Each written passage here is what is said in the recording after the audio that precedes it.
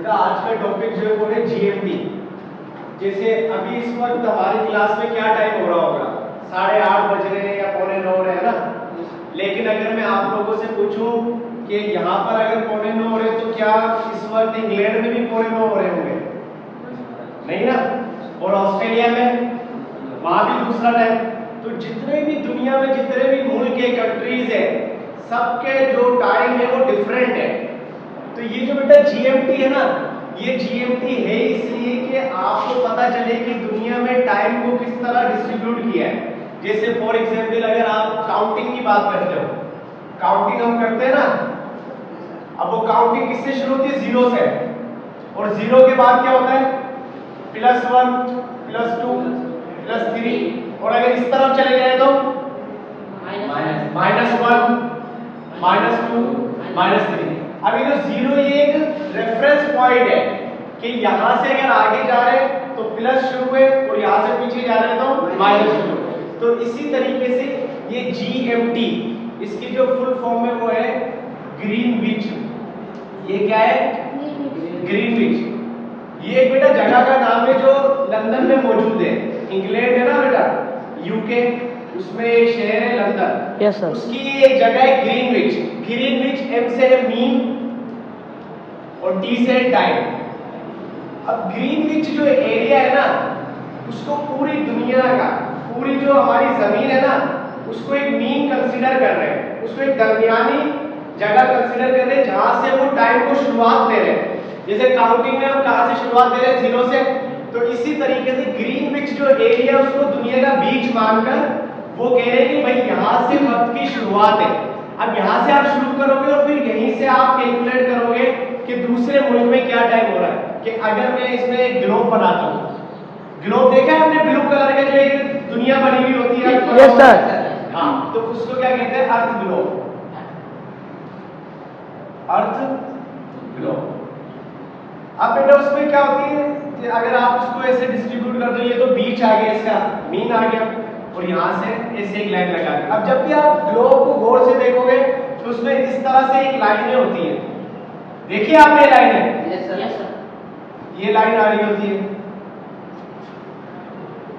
और इसके बाद यहाँ से भी लाइन शुरू हो रही होती है। देखिए यस सर।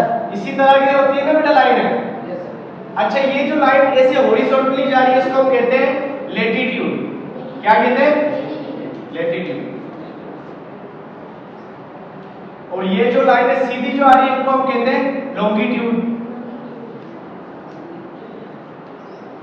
अच्छा, अब ये जो ग्रीनविच एरिया है ना, ग्रीनविच जो यूके इंग्लैंड में मौजूद है, वो समझो कि इस तरफ मौजूद है, दुनिया के सेंटर में।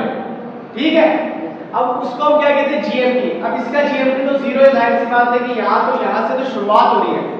अब जितना मुल्क यहाँ पर है ईस्ट, जो राइट साइड होती है उधर ईस्ट होता है।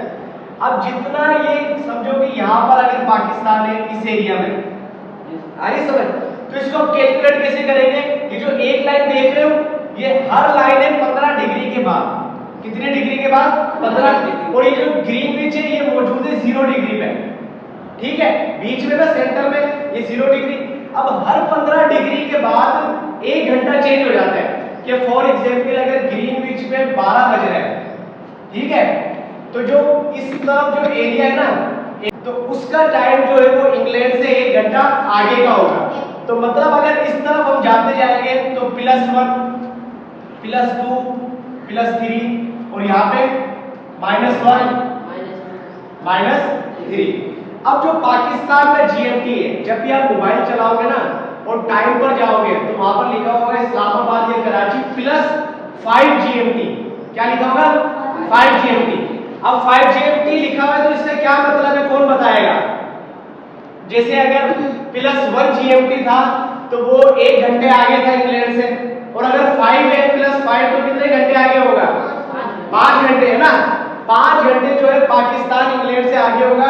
तो मुझे बताओ, अगर इंग्लैंड में इस वक्त 2 बज रहे हैं तो पाकिस्तान में क्या टाइम होना चाहिए? 7। Very good. क्या बजेंगे फिर? पाकिस्तान में 7। अब मुझे ये बताओ कि कितना डिग्री हम आगे जाएंगे तो पाकिस्तान आएगा? 15 डिग्री गए 15 डिग्री के तो 1 घंटा बढ़ा, 30 डिग्री के तो 75, शायद के लिए तालियां बजाओगे, वेरी गुड। कितने डिग्री आगे गए? 75 डिग्री।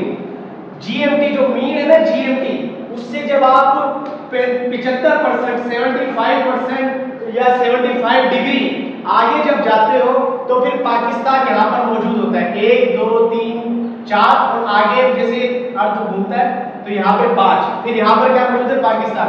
आपने देखा होगा ना बेटा, अगर यहाँ पर सूरज है तो यहाँ इस एरिया में क्या हो रहा होगा? दिन हो रही होगी, रात दिन।